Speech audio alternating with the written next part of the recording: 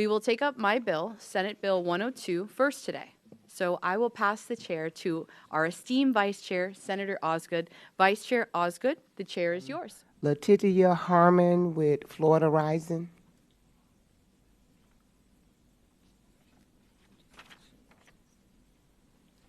She's speaking against. Thank you. Yes, it's Letitia Harmon. I'm the Policy and Research Director for Florida Rising, and I'm here to speak against two very specific points on this bill. Florida Rising believes that housing is a human right and supports policies that create safe, accessible, dignified, affordable housing. And there's a lot of this bill that we are neutral on or in favor of, but there's two very significant points that we oppose that I want to discuss with you, and that is the rent stabilization preemption and also the 120% AMI marker for affordable housing, since that is really above what should be considered affordable housing. We refer to it as workforce frequently. And I would encourage us to remember that people who make 80% and less of AMI are also part of the workforce and also have the highest need for affordable housing units. And that is one of the points that we are encouraging you to change about the bill, is to actually lower it rather than higher it, because when you set the percentage AMI higher, that allows the rent cap, the income-controlled rent cap, to be higher. And so for those making 120%, for example, in Miami, that rent cap would be $2,200 for a one-bedroom apartment, which is not affordable for most people who are in the workforce. And so if we lowered that to 80% of AMI, that might actually make it affordable and accessible, because then it would have the income-adjusted rate, which would be more appropriate for what people are actually making in the state of Florida. The other issue that I wanted to address was, excuse me, the rent stabilization, which, as you have discussed, there was a rent stabilization ordinance passed in Orange County. The voters decided by about 60% to pass that on a ballot initiative. I agree that that lawsuit has been an expensive lawsuit because the Realtors Association, of course, brought that lawsuit against the county. We can talk about that more when we talk about SB 170 and allowing corporations to sue local government. But what this preemption would do is it would take the power away from local governments to make the decisions that are appropriate and right for the welfare of their residents. This is part of the purview of local government, is to be able to assess their local situation and the welfare of their local residents. And beyond that, the way that the Florida law is written, it actually passes that choice on to the voters to democratically decide by ballot initiative whether or not it's right for their community. So on that basis, we would like to see those two elements of the bill changed, and we appreciate you for allowing us to speak today. Thank you. Good morning, Community Affairs Committee. My name is Cynthia Laurent, and I represent Florida Rising as the Housing Justice Campaigner. I'm here to oppose Senate Bill 102, specifically speaking to the rent stabilization mandate that says that in no circumstance can there be a rent stabilization. I specifically want to speak to following COVID-19. There were many members in our communities across the state, many of the communities that you represent, but specifically Orange County, who were very negatively impacted and displaced by losing their jobs and just not having affordable access to rent. Specifically, we've partnered with organizations like Legal Aid, with Unite Here, and we spoke to their workers. We were at the doors knocking around the community just to hear the needs and the impact that COVID-19 had on communities. There were over 334 evictions in 1 month alone, November 2021. Because of this, folks had regular communication with their local electeds because they know that they can access their local electeds instead of not being able to come here and access our state electeds. When they spoke to their electeds, they told them of the impact of COVID-19, and then on top of that, further exacerbated Hurricane Ian. So we ask that you remove this portion of the bill and take into consideration the folks who cannot find affordable housing and who are making less than $15 per hour and cannot afford the rent prices that you have listed or the area median incomes that you have proposed in this new proposition. We thank you so much for the opportunity to speak, and we look forward to communicating with you. Thank you for allowing me to speak. I would like to speak against SB 102. I want to say that rent stabilization is incredibly important to the people of Florida. My sister is a teacher. She teaches 10th grade social studies, and she's really dedicated. But last year, she was pushed out of her own housing because of a $200 rent spike that really made it difficult for her to stay. Luckily, she was able to move in with my parents, and we were fortunate to have extra space for her. However, if that did not happen, then her students and obviously herself would be suffering from the results of this incredible rent spike. So it's really important to make sure that we are building a Florida where all of our essential workers, including not just teachers, but also the people who clean our schools, the people who make sure we are all fed, are able to afford living in Florida. I am so scared to think of what would have happened had she not been able to find a spot in my family's house. And, without this rent stabilization and the ability for cities in Florida to actually make sure that people can afford living in their municipalities, there's no future for people in Florida. Thank you. Thank you. Rosemary McCoy. Good morning, committee, and I want to thank you all for hearing us today. And I am also from Duval, Florida, and I also represent Florida Rising and Harriet Tubman Freedom Fighters. We are continuing to fight for your constituents, whether they are Republican, Democrat, or Independent. These are the people that sent you here to support them. And most of the people that represent you are working class people. So we're not here for those that's not working, even though they also need affordable housing. But there's a program for that group of people. But when it comes to those that are working hard each and every day, they get up early in the morning, they prepare their child to go to school, they fix their school lunch, and then guess what? They have this overhead. So there's a possibility that what someone else said, that they might have 2 or 3 jobs just to cover housing. So we're asking you, we're pleading with you. You're the manager of the state of Florida. So we come here, we're asking you to make a sound decision. It's not just a pen and writing it off. You are dealing with human beings' lives. Suicide rate is high. Drug abuse is high. Criminal acts are high. Why? Because people are struggling. And you have the opportunity to change lives. And that's what we're here today. Think about it. 120% increase versus 80% AMI, it's a big difference. $200 and something a month. It may not seem a lot to some of you, but many people, it is. So we're asking you, please, we oppose this and we ask you to do the same. Thank you so very much and have a wonderful day. Thank you. And we're going to have to limit to 1 minute. We want to make sure we stay within a certain amount of time to manage our meeting properly today. Cal Mitchell.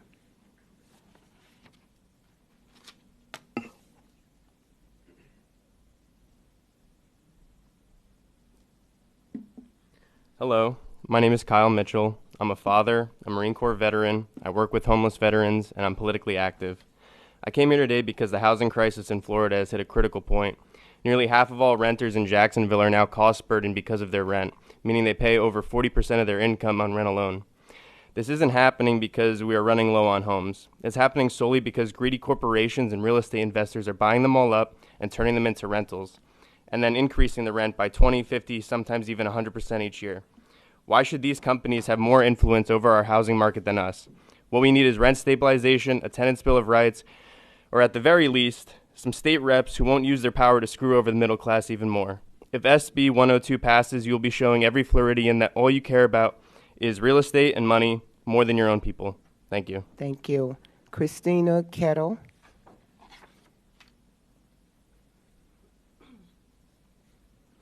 Thank you so much. So yeah, I'm with everybody else who just spoke against, raising the the definition of affordable to 120% AMI. So I used to be a teacher, and my paychecks for each 2 weeks was around like $1,300, or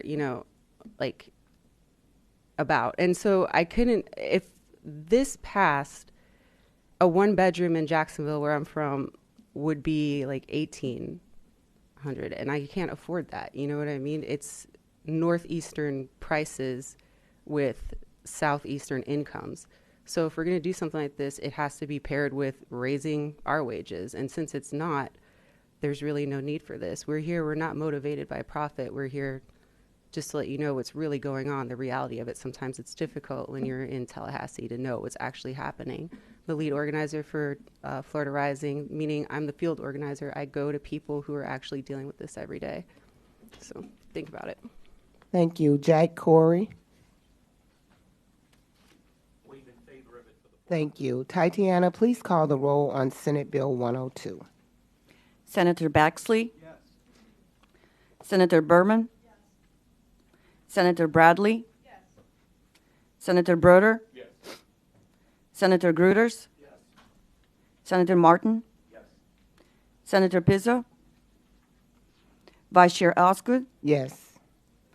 Chair Calario? Yes. Bill passed. By your vote, Senate Bill 102 is reported favorably. I will now pass the chair back to you, Chair Calario. Thank you. Committee, we will take up tab 2, Senate Bill 170 on local ordinances by Senator Trumbull. Senator Trumbull, you are recognized to explain the bill. Thanks so much, Madam Chair. Members, sometimes the ordinances that local governments enact can be questionably lawful and have intended or unintended consequences that are far-reaching, that could have far-reaching effects. Currently, in these situations, there is often little recourse for affected citizens and businesses, and this bill aims to change this status quo. The bill does a couple of things. It requires a court to give docketing priority to a case that claims that a local ordinance is arbitrary or unreasonable, or that is expressly preempted. If a court finds that the ordinance is arbitrary or unreasonable, the court may award attorney's fees to the prevailing plaintiff of up to $50,000. And lastly, the bill requires that the local government publishes online a business impact estimate before adopting an ordinance. This estimate must analyze the economic impact of the ordinance on local businesses and provide an estimate of the number of businesses impacted and of the local government's regulatory costs, and that is the bill.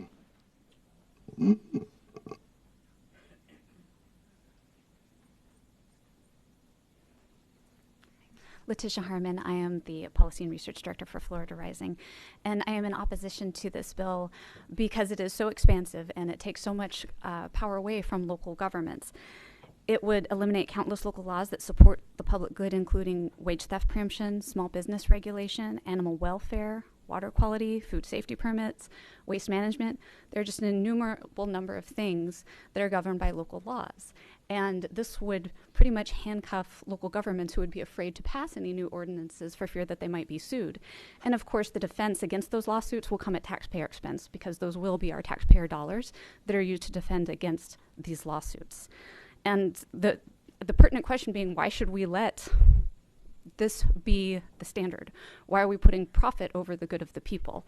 Why should overseas corporations that own beachfront properties in Florida be able to control our local housing market? And that's not a hypothetical. We do have lots of overseas companies who own beachfront properties in Florida who could presumably bring a lawsuit if this bill becomes law and they encounter a local ordinance that they take issue with. And that gives just enormous power to people who are not even in Florida. And it takes away the purview of the local government to pass laws that are in the best interest of the welfare of their community. That should be where the emphasis is. We should be putting the welfare of people first, their well-being first, and considering how we use our businesses, our small local businesses preferably, to support that well-being, not putting the welfare of enormous multi-million-dollar corporations who have teams of lawyers ready to go on these lawsuits first. It's about people over profit. Thank you. I would ask you to vote no on this bill. Thank you. Cynthia Laurent.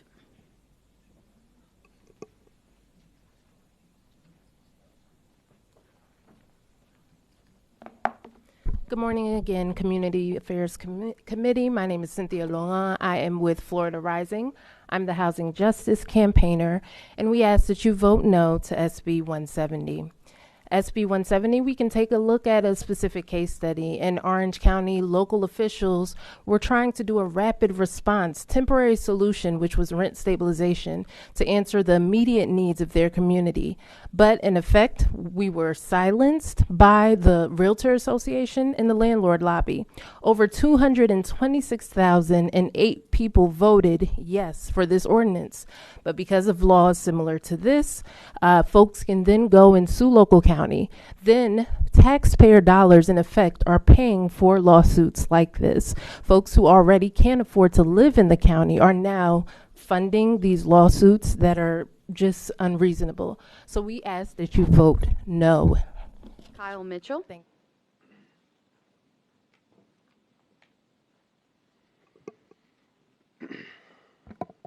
Committee members, I'm going to say this again to make sure that I'm clear.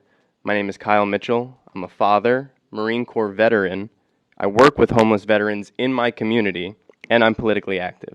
I came here today because Senate Bill 170 is absolutely insane. If passed, you would be essentially handing the keys to our cities over to corporations. This bill would strip power away from the people, the local government, and turn it right over to these multi-million-dollar companies. Now, I know it's probably been a minute since any of you guys have seen Schoolhouse Rock, but I do recommend it. If you don't remember, local level is where bills, ideas, and change starts. And what you'd be doing by passing this is limiting that.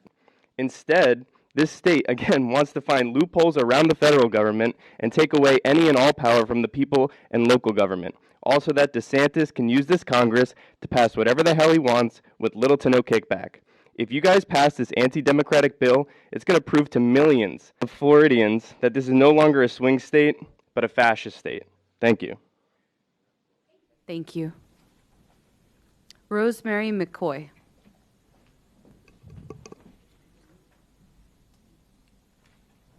Hello again. Rosemary McCoy, Duval, Florida, Florida Rising, and Heritage Freedom Fighters. We will continue to fight. Your constituents put you in office again, and we need your help. So we are going to continue to ask you, but I want to know why and how. How are you going to determine the 15% drop in someone's revenue? Was it their mismanagement? Was it that they didn't market properly? How are the taxpayers going to know that you fairly evaluated that loss? So that's an issue that I have personally. Local democracy, you're taking the will of the people, and this is why most people are saying, why should they vote? This is the United States of America. We're supposed to be a free country. We're supposed to be a country for all people. But when you start tying our local legislators' hand, what does that say about us? What does that say about my vote? Do my vote count? But guess what? I am an advocate. We will get out. We will spread the word. So it depends on how you vote. We may not see you next term. Thank you so much. Have a great day. Carlton Riley.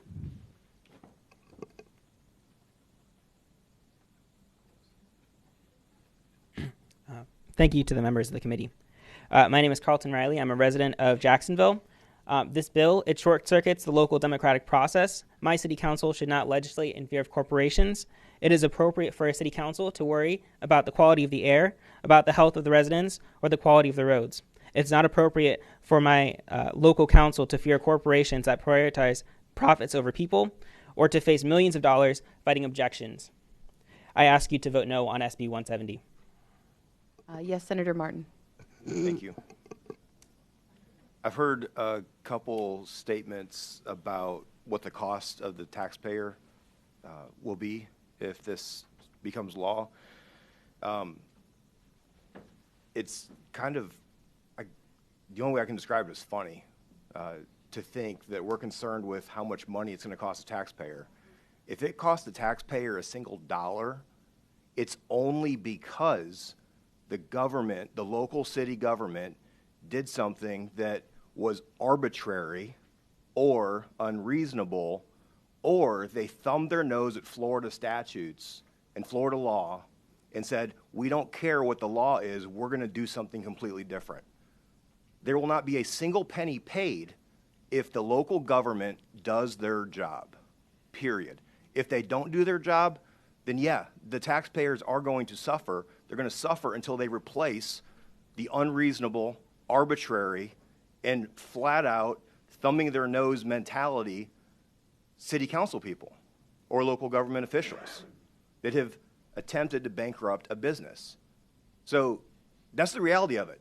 You either have the local government that pays a penalty, or you have individual law-abiding citizens who go to work every single day, who are then forced to deal with the garbage legislation and the garbage regulations that are coming out of a body that is not interested in the impact of its local community. There's a lot of people that this is my first term up here. I didn't even know half these organizations existed because I talk to hardworking people when I knock on doors in my community. I don't go to businesses and lobbying groups and ask their opinions on every single bill. I talk to people when they get home from work, like many of us do up here. That's how we got elected. A lot of those people are not up here. They don't have the luxury to shut down their small business to come to Tallahassee like many paid lobbyists do. I answer emails and phone calls. I talk to those people day in and day out.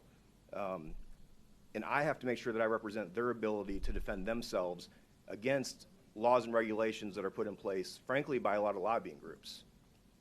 The big multinational corporations that is, I think that's a red herring, but that's something that has been mentioned a lot this morning. Those organizations will sue and will shut down any local government ordinance regardless of whether this passes. They've been doing it for years. Every time the state of Florida passes a law that somebody doesn't like, there's a lawsuit. There's an injunction that goes in place, and the state of Florida's law doesn't get to go into effect until that goes through the court system. So why should a small business owner be stuck between filing bankruptcy, hiring a lawyer with every last penny they have, and maybe not even be able to pay the lawyer because their business is shut down and they don't even have income to come in to keep their lights on so they can even pay their lawyer to fight? We have to protect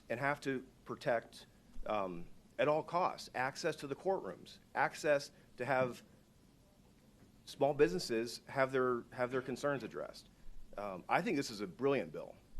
It's something that if you go to any meeting throughout the state of Florida, you're going to hear complaints about how there's local government bureaucrats that don't listen. We listen. We have part-time jobs.